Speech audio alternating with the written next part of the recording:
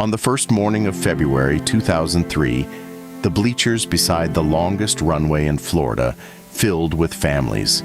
It was a bright, cool Saturday, and the Space Shuttle Columbia was coming home. Beside the runway, a countdown clock ticked toward 16 minutes past 9. A returning shuttle announces itself with 2 sonic booms before the falling glider appears.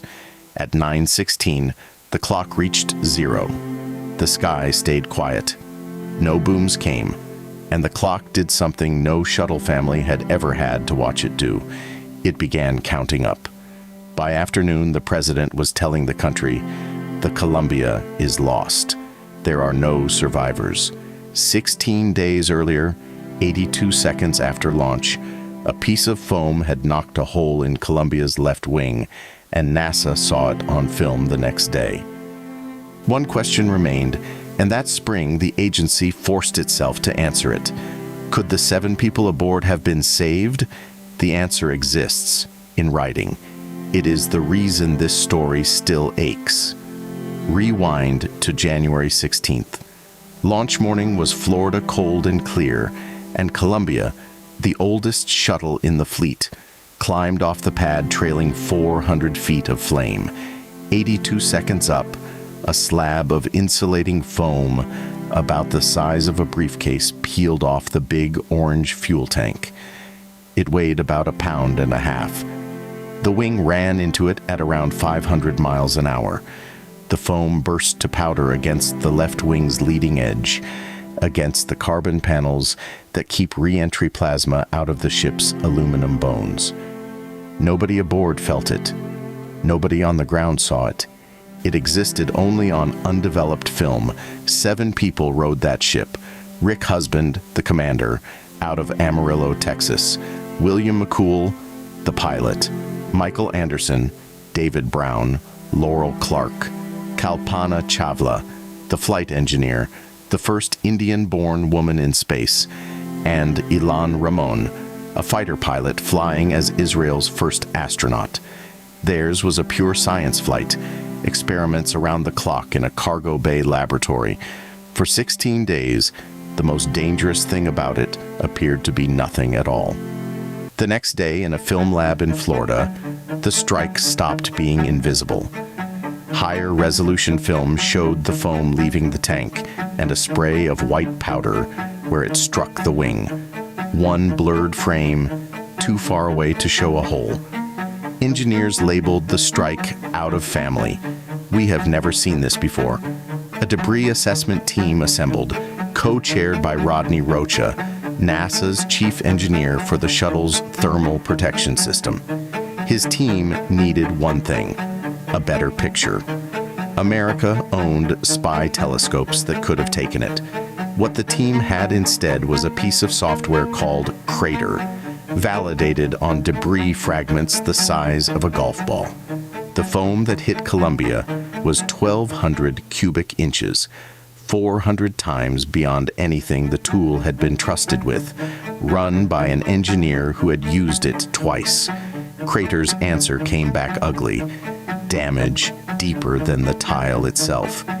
The tool always exaggerated. The deeper layers were denser. The wing was probably fine. An analysis built to be doubted was doubted, in the one direction that let the mission keep flying. Rodney Rocha asked for the picture. On the 21st of January, at 4:41 in the afternoon, he sent an email to his managers, and his plea survives, word for word, in the accident report. Can we petition, beg, for outside agency assistance? He was not alone. 3 separate requests for imagery worked toward the Department of Defense that week, and the Defense Department began preparing to photograph Columbia's wing. The machinery of a rescue, the first inch of it, had started to move. It moved for 90 minutes. On the morning of January 22nd, Flight Day 7, the chair of the mission management team, Linda Ham, learned of the request and asked her senior managers, "Who has a requirement for this?" Nobody claimed one. The request had come up through the wrong channels, from engineers rather than the mission chain, and so it was canceled. The team that begged for the picture was never asked. A day earlier, Ham had said the quiet part into a meeting transcript. I don't think there is much we can do. It's not really a factor during the flight, because there is not much we can do about it. The mission management team, required to meet every day of a flight, met 5 times in 16 days. That night, Rodney Rocha typed a second email. In my humble technical opinion, he wrote, "This is the wrong and bordering on irresponsible answer." He reminded his bosses of the posters on NASA's own walls. If it's not safe, say so. Yes, he typed, it's that serious. Then he printed it, showed it to a colleague, and never sent it. Asked why, years later, he said, "I just couldn't do it." The chain of command had spoken. 200 miles overhead, the crew knew almost none of this. Mission Control sent up a short note. Engineers had reviewed the launch film, and there was absolutely no concern for entry. The words were sincere. Wayne Hale, a shuttle flight director, would later recall his boss, Mission Operations Chief John Harpold, musing that same week. There is nothing we can do about damage to the thermal protection system. If it has been damaged, it's probably better not to know. I think the crew would rather not know. Wouldn't it be better to have a happy, successful flight and die unexpectedly during entry than to stay in orbit, knowing until the air ran out? It was meant as a kindness. It was about to be proven wrong twice over by NASA itself. So the crew flew on, and they were happy up there.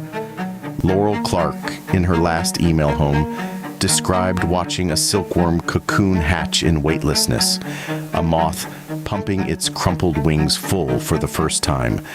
Life continues in lots of places, she wrote, and life is a magical thing. Ilan Ramon carried a page in his own handwriting, the Sabbath blessing, copied out so he could recite it 200 miles above the Earth. 16 days, 255 orbits.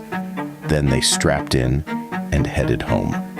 February 1st, 8:15 in the morning, Eastern Time. Over the Indian Ocean, Columbia's engines burned for 2.5 minutes, committing the ship to the long fall home. On the flight deck, a camera passed from glove to glove. The tape, recovered later from a Texas field, shows pink and orange plasma pulsing at the windows, and a calm crew narrating it like tourists. "It's really neat," says William McCool, a bright orange-yellow out over the nose. Rick Husband looks like a blast furnace. The tape ends there, 11 minutes before the end. Whatever those last 11 minutes held, Columbia kept. At 8:44, the ship met the atmosphere 400,000 feet over the Pacific. Superheated air found the hole in panel 8 and began carving the wing apart from the inside. At 8:54, 4 temperature sensors on the left side dropped off the screens. Then the tire pressures went. At 8:59 and 32 seconds, Rick Husband answered the last call from the ground. "Roger, the word was cut in half. 200,000 feet over Dallas, 18 times the speed of sound. The cabin held together for about 40 seconds after the ship began to tumble, the crew still working the problem. Then it did not. NASA's own study concluded years later, not survivable by any capability that exists. Down the length of Texas, the contrail unbraided into many. At the Cape, the family stood watching a clock with nothing left to count. A photograph taken at 9:05 shows Evelyn Husband and her 2 children smiling beneath the numbers. By 9:30, they were in crew quarters, being told that no bailout beacons had been heard. From that moment on, Evelyn said later, everything moved in slow motion, even my brain. Admiral Hal Gaiman, the investigation's chairman, a career Navy man, waited for the rawest of the grief to pass. then handed NASA a homework problem no agency has ever wanted. Assume you had understood, in the first week, that the wing was broken. Assume money and risk were nothing. Was there a way to bring them home? NASA worked it out in detail, the same institution grading its own hypothetical. The clock aboard Columbia was carbon dioxide, the scrubber canisters that keep a crew's own breath from smothering them. Flown gently, lights low, the crew resting, those canisters stretched to the morning of February 15th. Atlantis was already in its hangar, being readied for March. Run the ground crews around the clock, and Atlantis could stand on a launch pad by February 10th. 5 days of overlap. 4 astronauts fly up. The 2 ships glide together, and one by one, on tethers, 7 people cross the gap by spacewalk. Atlantis lands carrying 11. Columbia, empty, is steered by remote command into the Pacific. NASA wrote the verdict into the accident report, and the words are exact. Challenging, but feasible. Feasible on one condition. NASA had to know, without argument, by Flight Day 7, that the wing was fatally damaged. Flight Day 7 was January 22nd, the morning the request for photographs was made, and killed inside 90 minutes. The study also priced a repair, scavenged metal packed into the hole, held by a bag of water, frozen to ice. High risk, and nobody could promise the patch would hold. Admiral Gaiman put the rescue's chances in a sailor's language. Very, very risky, but not impossible. When a pilot is down behind enemy lines, we do everything and anything possible to go get that person. The nation keeps that same promise to its astronauts. We would have erred on the side of taking the chance. There was no rescue to fly, so America flew a recovery instead.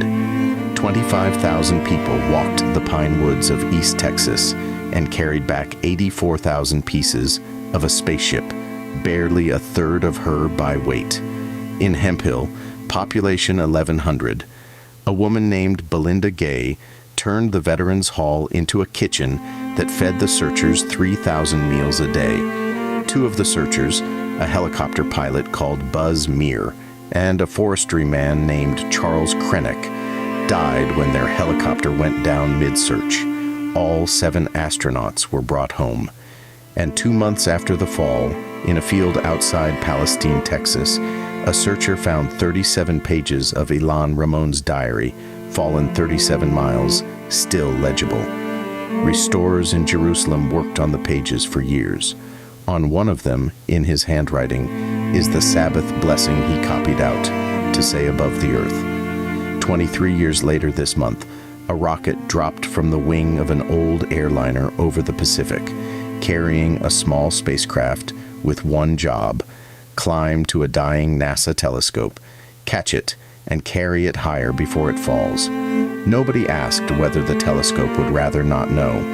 The rescue reflex, see the damage early, go while there is still time, is now so ordinary it barely makes the news. It was paid for in the pine woods of East Texas. Columbia's crew did not die because rescue was impossible. NASA proved with its own arithmetic that it was feasible. They died because, for 16 days, the people who could have asked the question preferred not to know the answer. The board signed its verdict in August of 2003, but the postmortem writes itself.